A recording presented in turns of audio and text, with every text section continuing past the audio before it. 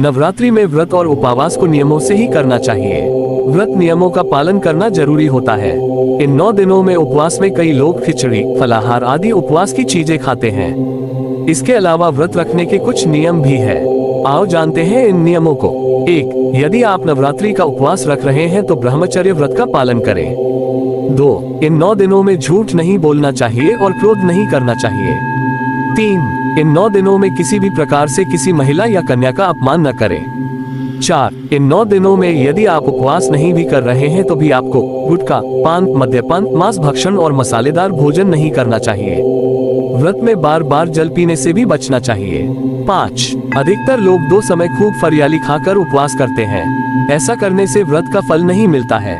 उपवास को उपवास के तरीके से ही करना चाहिए। नवरात्रि के दौरान रसोपवास, फलोपवास, दुग्धोपवास, लघु उपवास, अधोपवास और पूर्णोपवास किया जाता है।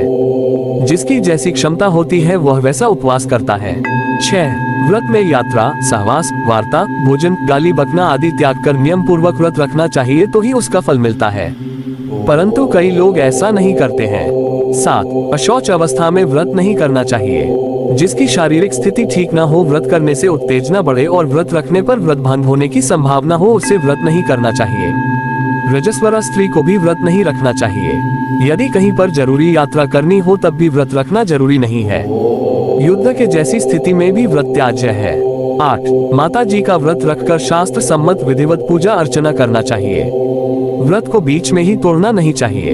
यदि कोई गंभीर बात हो तो ही माता से क्षमा मांगकर ही व्रत तोड़ा जा सकता है। 9. अधोपवास अर्थात यदि एक समय भोजन करने का व्रत ले रखा है तो ये भी जानना जरूरी है कि भोजन में क्या खाना और क्या नहीं खाना चाहिए। जैसे नवमी के दिन लौकी नहीं खाते हैं। 10. सप्तमी, अष्टमी या नवमी के दिन व्रत का पारण कर रहे हैं तो व्रत का उद्यापन जरूर करें और 9 कन्याओं को भोजन कराकर उन्हें दक्षिणा देना चाहिए।